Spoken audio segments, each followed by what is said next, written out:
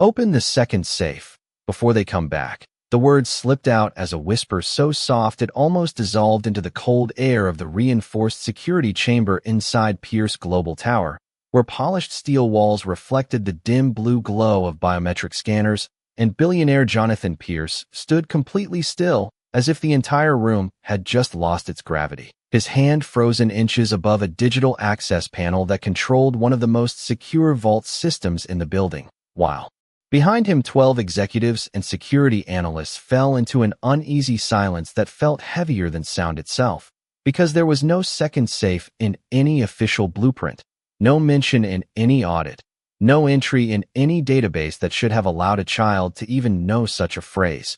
And yet there she stood, Amara Johnson, 9 years old, small enough that her feet barely reached the edge of the raised platform. Her braided hair slightly frayed from the wind outside, her eyes steady in a way that made the adults in the room forget how to breathe properly. And Jonathan slowly turned his head toward her, as if afraid that any sudden movement might break the moment apart. "What did you say?" he asked, his voice lower than usual, controlled but uncertain in a way his board had never heard before. And Amara did not step back, did not blink away, only raised her hand slightly and pointed toward the far corner of the room, where a seamless wall panel sat almost invisible between two titanium columns, a panel that according to every architectural record was supposed to be structural support only. But something in the way she looked at it made Jonathan's attention lock onto it, as if it had suddenly become the only real object in the room. And one of the senior engineers immediately stepped forward, forcing a polite laugh as he tried to stabilize the situation, saying, "There is no second vault here. Just reinforcement architecture, sir," but his voice cracked slightly on the last word because even he did not sound fully convinced anymore. And Amara finally spoke again, quieter this time, almost like she was remembering something instead of saying it. "My mom used to clean here," she said. "Never trust the first safe." And that single sentence dropped into the room like a weight no one was prepared to carry, because Jonathan Pierce felt something tighten in his chest at the mention of cleaning staff from years ago, from a time the company rarely spoke about. And without realizing it, he took a step closer to the wall she had pointed at, studying it with a focus that made the engineers shift uncomfortably behind him, while the lighting overhead flickered just once as if the building itself was reacting to attention it was never supposed to receive. And Amara moved forward slowly, stopping just beside him, looking up at the cold metallic surface as if she could see through it. And then she whispered again, "It's behind the echo panel. They said it would never be scanned." And Jonathan's assistant immediately shook his head, insisting that all internal scan points were mapped and verified. But Jonathan raised a hand without looking away from the wall, silencing him mid-sentence, because something about the precision of her words did not feel like imagination. It felt like memory borrowed from somewhere no child should have access to. And for the first time in years, Jonathan Pierce did not trust his own system more than he trusted silence. So he leaned closer to the panel and noticed a faint seam that did not align with the rest of the structure, so subtle it could have been dismissed as design imperfection, except now it looked intentional, hidden, and as his fingers hovered near the surface, Amara stepped back slightly and whispered, "She told me you would hesitate right here." And that was when Jonathan froze completely, because no one outside of a sealed executive breach review would know what hesitation meant in this context. And suddenly the room no longer felt like a secure vault, but like a space built around something deliberately forgotten. And Jonathan slowly exhaled, his voice barely audible as he asked, "Who told you this?" And Amara looked down for the first time, holding onto a small worn fabric bracelet around her wrist, and said, "My mom," before she disappeared from here. And the entire room shifted in weight, because the word disappeared was not part of any official report either. And Jonathan Pierce stared at the wall again, now seeing it not as architecture, but as a question that had been waiting years to be asked.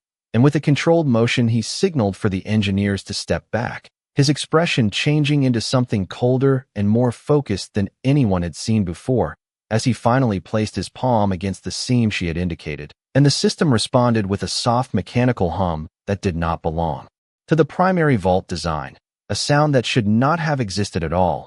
And Amara whispered one last time, almost to herself, "Second safe."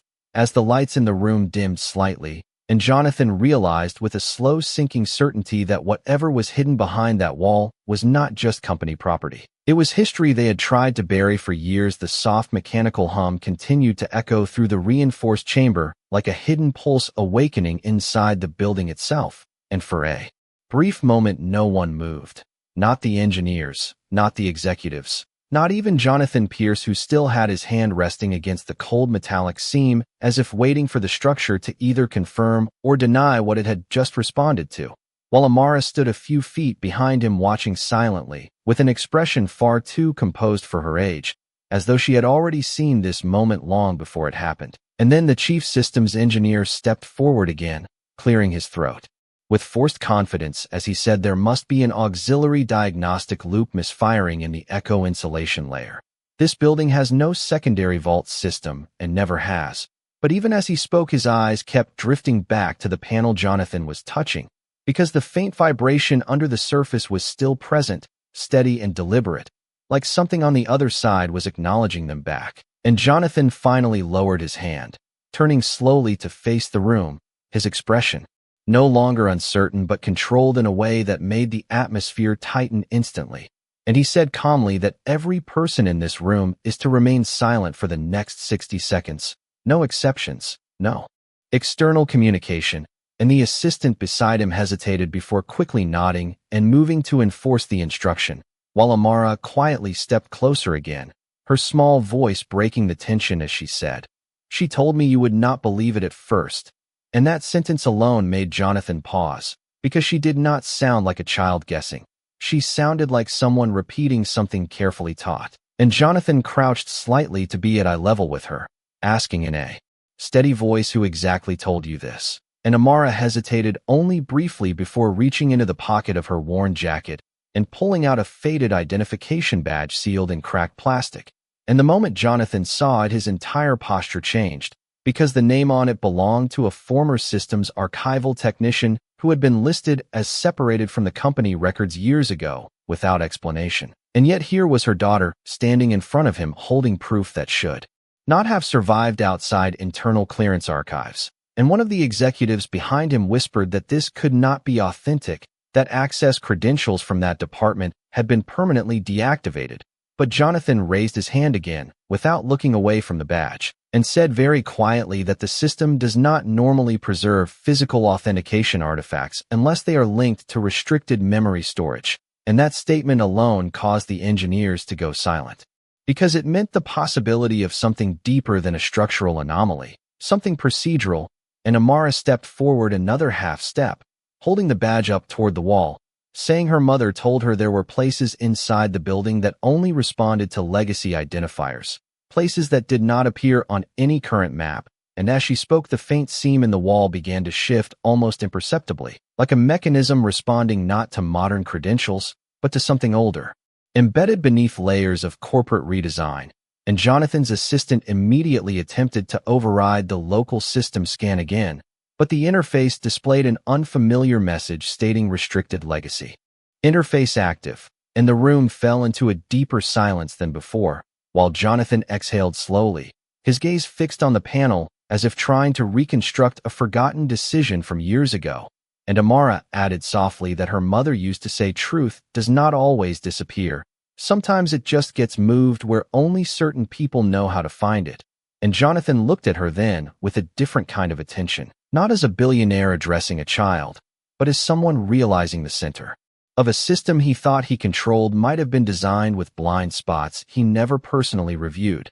And he stepped back from the wall, gesturing for the engineers to initiate a full manual diagnostic sweep of structural anomalies and archival storage overlays. But before they could comply, the panel emitted a second sound, deeper than the first, followed by a subtle release of internal locking pressure that made the entire group instinctively shift backward, and a thin vertical line of light appeared along the seam, not opening fully but confirming alignment between two systems that should never have connected.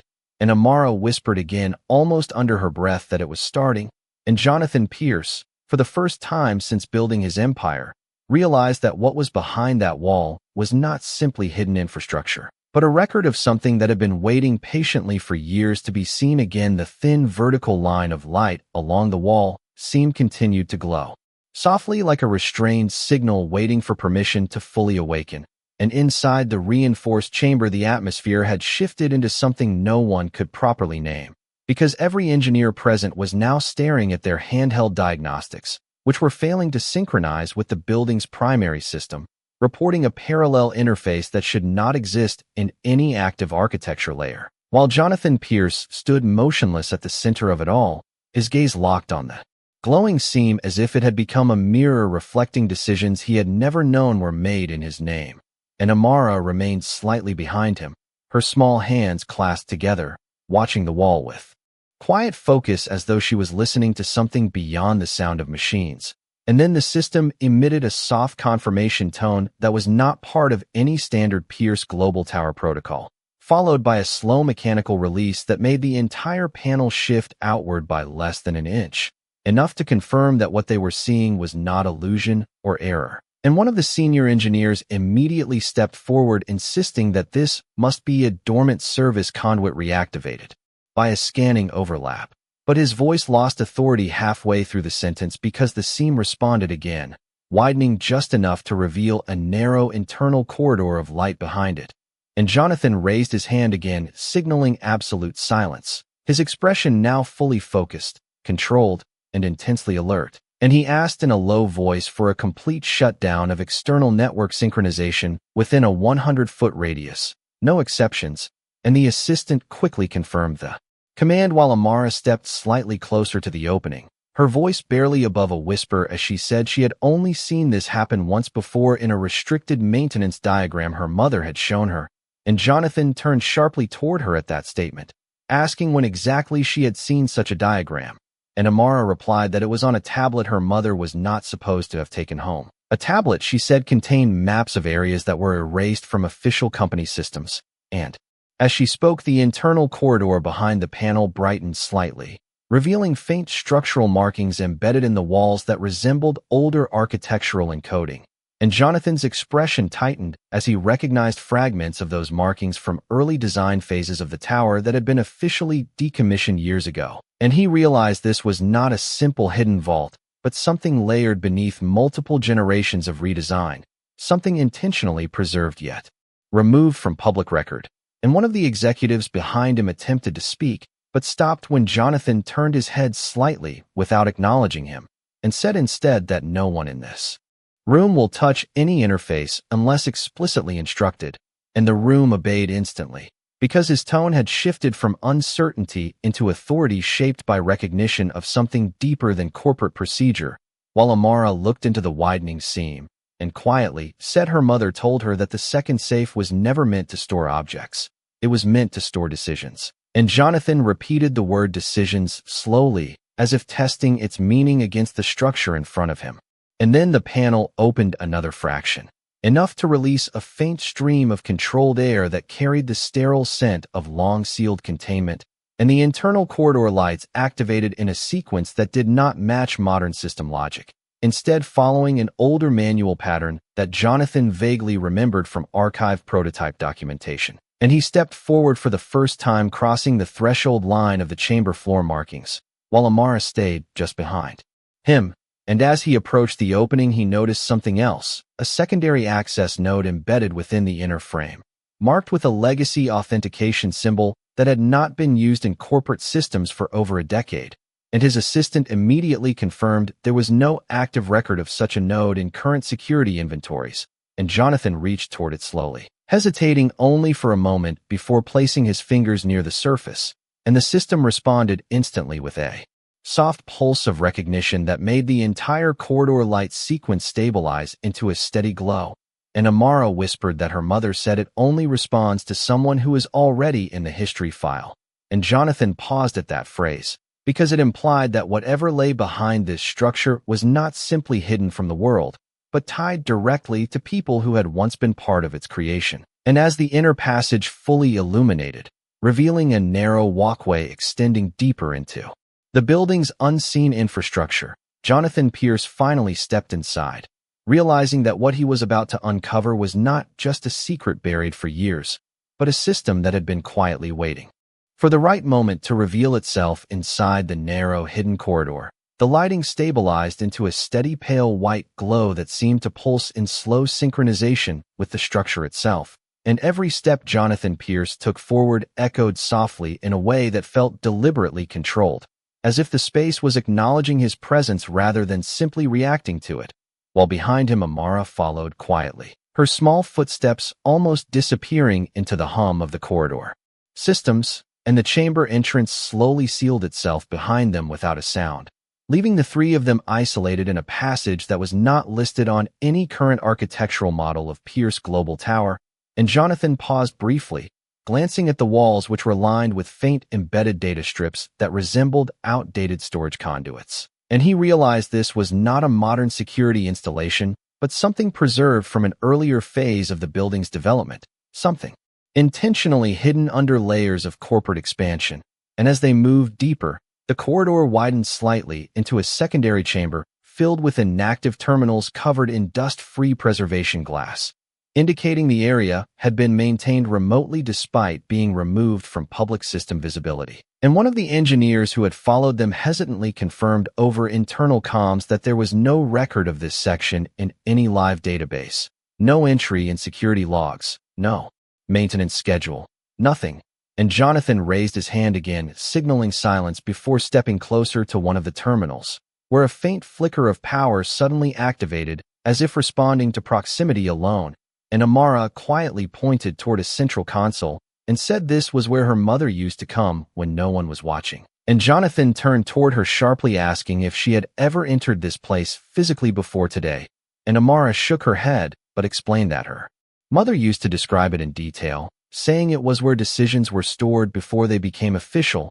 And Jonathan repeated that phrase slowly as he approached the console, because it did not match any corporate terminology he recognized. And as he placed his hand near the activation surface, the terminal screen flickered on, displaying a fragmented interface that predated current system architecture, and immediately multiple encrypted files began to surface without manual input, each labeled with identifiers that were partially redacted. While behind him, one of the executives whispered that this level of access should not be possible without master override clearance, but Jonathan did not respond, because his attention was locked on a single directory labeled Legacy Governance Archive. And as the system attempted to authenticate him, a secondary prompt appeared requiring identity correlation beyond standard credentials. And for a brief moment, the terminal displayed a message indicating partial recognition based on historical association, causing Jonathan to step back slightly as he realized the system was referencing data tied not only to his current role, but to earlier involvement in the company's foundational restructuring years ago. And Amara moved closer to the screen and pointed at a small subfolder marked Second Safe Protocols, confirming softly that this was what her mother had warned her about. And Jonathan opened the folder, revealing a layered set of records that included decision logs, internal correspondence, and sealed authorizations that had never been integrated into the public record system. And as he scrolled through the first entries, his expression tightened, because the documents described a parallel storage framework designed to isolate certain corporate decisions from external audits under strict confidentiality constraints. And one entry in particular referenced the redirection of ethical review outcomes without board visibility. And the more he read, the more the structure of the system became clear, not as a physical vault, but as a controlled memory layer embedded within the building's infrastructure. And Amara suddenly spoke again, saying her mother had told her the truth was never removed, only relocated where fewer people would think to look.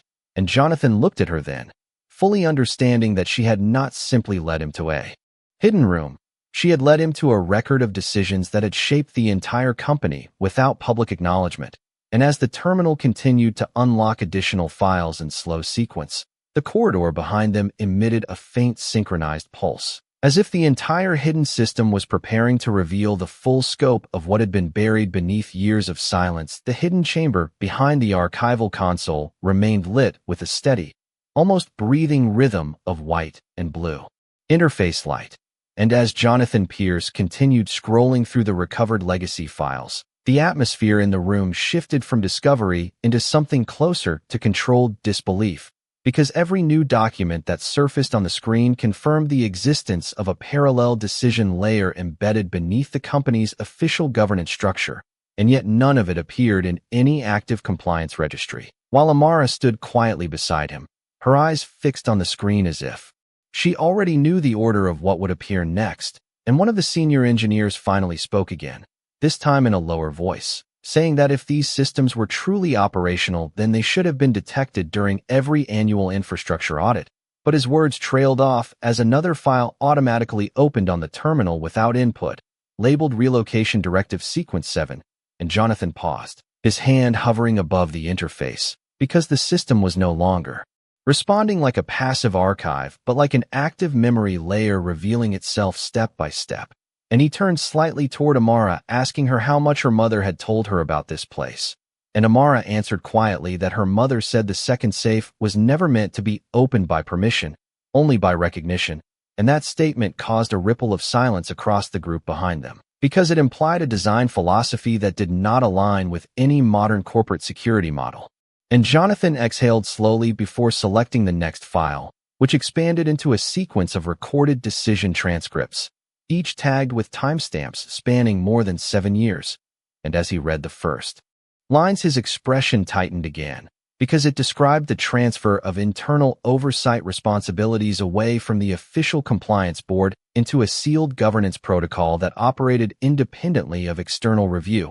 And the deeper he went, the clearer it became that this system was not about hiding physical assets, but about controlling narrative continuity across time, ensuring that certain decisions would remain permanently detached from public visibility. And Amara suddenly pointed at one of the entries and said softly that her mother's name was listed there, and Jonathan immediately stopped scrolling, focusing on the line she indicated, where a partially redacted entry confirmed participation in internal data integrity operations before an abrupt administrative separation, and the word separation was not accompanied by explanation. And that absence of detail created a heavier silence than any spoken accusation, while behind them the engineers began cross-checking internal records and confirmed that no matching personnel file existed in current active systems. And Jonathan stepped back from the console, his attention no longer on isolated documents, but on the structure itself, because he was beginning to understand that what they had accessed was not a vault, but a deliberately isolated decision environment that had continued to function even after being removed from public knowledge maps. And as if responding to his realization, the system interface shifted again, displaying a prompt requesting continuation authorization through legacy acknowledgement. And Jonathan hesitated, then placed his hand on the console once more, and the chamber responded with a deeper synchronized pulse that traveled through the floor and walls like a controlled heartbeat. While Amara quietly said this was the moment her mother described, the point where truth decides if it will stay hidden or finally be seen. And Jonathan looked at her, then at the expanding data interface, and made a decision to proceed further into the archive, causing the entire hidden system to transition into an active state that revealed additional layers of restricted records extending far beyond the initial chamber, confirming that what lay beneath Pierce Global Tower was not a forgotten system, but a living framework of sealed history that had been waiting to be acknowledged as the legacy system expanded deeper into active mode. The hidden chamber beneath Pierce Global Tower shifted into a state that felt less like a room and more like a living archive responding in real time, with soft pulses of synchronized light traveling through the walls in measured intervals that resembled a controlled memory heartbeat. And Jonathan Pierce stood at the center console, with his focus fully locked on the cascading layers of data unfolding before him, each one revealing another segment of a structure that had remained invisible to every modern audit system.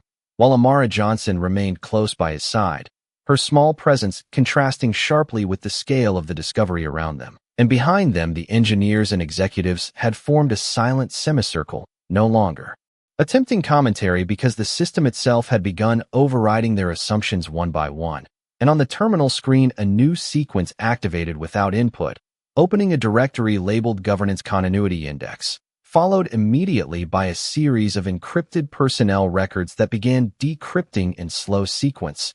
And Jonathan narrowed his eyes as he read the first fully restored file header, which referenced oversight transitions that dated back more than 8 years, long before the current executive structure had been established. And as he scrolled further, the interface automatically aligned related entries across multiple timelines, revealing a coordinated framework of decisions that had been intentionally distributed across isolated storage layers. And Amara suddenly pointed at one of the entries and said softly that this was the same structure her mother had described as the place where no single person could see the whole truth at once. And Jonathan turned slightly toward her, asking how she could know that level of detail. And she replied that her mother used to say the system was designed so that truth would only appear when enough pieces were brought together by someone who was not supposed to have access at all. And as she spoke, the terminal shifted again, now displaying a sequence of internal communications flagged with restricted ethical review tags. And Jonathan's expression tightened as he recognized references to decisions that had bypassed official board confirmation protocols. And one entry in particular expanded to show a partial transcript of a closed governance discussion that had been split into multiple archival fragments, each stored in separate locations within the hidden system. And as those fragments reassembled on screen, the implication became clear that certain corporate actions had been executed under an internal authorization structure that was never disclosed in public filings. And behind Jonathan, one of the senior engineers finally confirmed in a low voice that the system architecture they were observing matched no known version of Pierce Global Tower's current operational blueprint, but instead resembled an early conceptual framework that had been officially retired during a corporate restructuring phase. And Jonathan raised his hand slightly to maintain silence, his attention fully absorbed by the unfolding data as the system prompted a deeper access layer labeled Continuity Confirmation Required. And Amara stepped closer to the console again, her eyes fixed on the prompt. And she said that her mother told her this part only appears when someone connected to the original records is present. And Jonathan paused for a long moment before placing his hand on the interface, triggering a controlled activation response that caused the entire chamber to emit a deeper synchronized resonance, while the wall behind them gradually revealed additional embedded storage panels that had been seamlessly integrated into the structure itself. And as the new panels illuminated, rows of previously inaccessible records began streaming into the central system, each one marked with timestamps and authorization signatures that did not correspond to any current executive roster. And Jonathan leaned forward slightly as he realized the scale of what was being exposed was not a single hidden vault, but a distributed memory architecture spanning multiple layers of the building's foundation, designed to preserve decisions outside of visible governance oversight. And Amara quietly said this was what her mother meant when she said the truth was never deleted, only redistributed. And Jonathan looked at her with a new level of understanding, recognizing that she had not simply led him to a secret. She had guided him to the operational core of an entire parallel record system that had been shaping outcomes silently for years. And as the interface completed its next authentication cycle, the chamber lights stabilized into a steady, continuous glow, signaling that the system had fully transitioned into active disclosure mode, revealing that what lay beneath Pierce Global Tower was not just forgotten infrastructure, but an intentional framework of preserved decisions waiting for the moment they would finally be seen together. The expanded memory architecture beneath Pierce Global Tower continued to unfold layer by layer, as if the building itself had become a living network of preserved decisions slowly synchronizing after years of dormancy.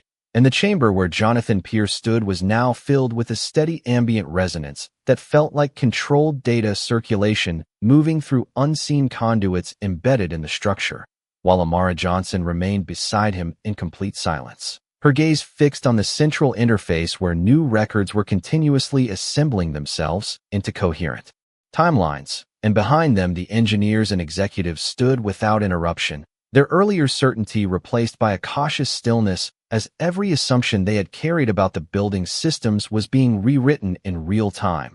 And Jonathan leaned closer to the console as another sequence activated automatically, revealing a consolidated index labeled Cross-Layer Governance Reconstruction, which immediately expanded into multiple branching data streams that aligned past decisions with hidden authorization layers. And as he studied the structure, his expression tightened because the system was not merely showing isolated records, it was demonstrating a design separation of awareness, ensuring that no single individual within the organization could ever perceive the full scope of what had been decided.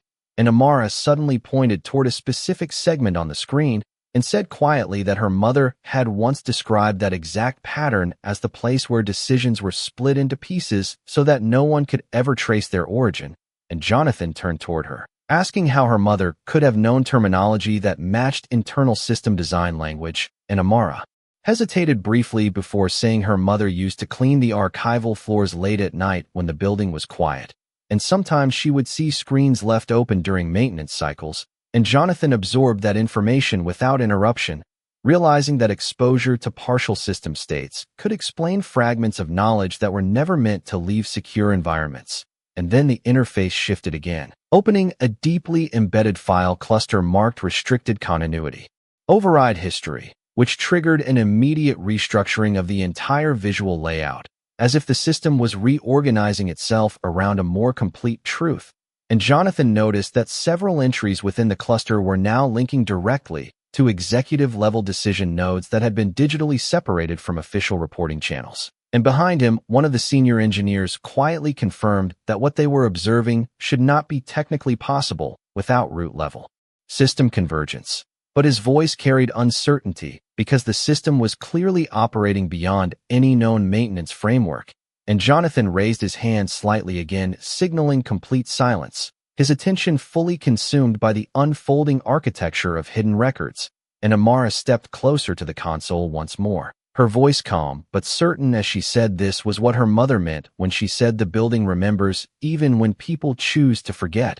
And at that moment, the system responded with a deeper synchronized pulse that traveled through the chamber walls and floor in a measured sequence, and additional panels along the perimeter of the room began to illuminate one by one, revealing that the hidden system extended far beyond the single corridor they had entered, branching into multiple parallel storage nodes embedded throughout the structure of the tower itself. And Jonathan slowly turned his head, realizing that they were standing inside not just a concealed archive, but the operational heart of a distributed decision memory system that had been running silently for years beneath the visible corporate infrastructure. And as the interface completed another authentication cycle without human input, a final prompt appeared indicating full continuity access granted through legacy recognition. And Amara looked up at Jonathan and whispered that now the truth would stop being separate pieces. And Jonathan Pierce stood in silence as the entire hidden framework stabilized into full active display, revealing a complete interconnected map of decisions, records, and suppressed governance layers that had shaped the company from beneath the surface for years, confirming that what they had uncovered was not a forgotten system at all, but an intentionally preserved structure waiting for the moment it would finally be understood as one complete reality. The full convergence of the hidden archival system beneath Pierce Global Tower settled into a stable, unified interface, and for the first time, every previously separated layer of data, decision records, and governance fragments appeared simultaneously on the central display, forming a continuous structure that stretched far beyond the visible scope of any single terminal. While Jonathan Pierce stood motionless at the center console, absorbing the scale of what had been revealed, his expression no longer shifting between confusion and control, but instead locked into a steady focus of realization, as if every fragmented assumption he had held about his own company was being reconstructed in real time into something far larger than him. And Amara Johnson remained beside him, small and still, her eyes reflecting the moving light of the synchronized system, as though she was watching something she had always known was there finally become visible, while behind them the engineers and executives stood in a restrained silence, no longer attempting technical interpretation because the system was clearly operating beyond their control frameworks. And then the central interface shifted again, expanding into a complete continuity map that connected every archive decision node across multiple years into a single flowing timeline, revealing how isolated governance actions had been intentionally distributed across separate memory layers to prevent any unified oversight. And Jonathan slowly reached forward to stabilize the interface as it responded to his presence with a controlled recalibration. And in that moment, a new sequence of records began to surface labeled Origin Authorization Chain. And as he opened it, the display reorganized itself into a structured chronological reconstruction of early architectural decisions that predated the current corporate hierarchy. And Amara quietly pointed toward a highlighted segment, and said softly that her mother once told her that the beginning of everything was not the building itself, but the decision to separate memory from responsibility. And Jonathan repeated those words under his breath as the system expanded further, revealing the foundational layer where the entire hidden architecture had first been defined. And within that layer, he saw references to internal design committees that no longer existed in current corporate records, along with encrypted notes indicating deliberate segmentation of ethical review pathways. And as he absorbed the implications, the chamber lighting subtly shifted, indicating that the system had fully transitioned into what appeared to be a complete historical reconstruction mode.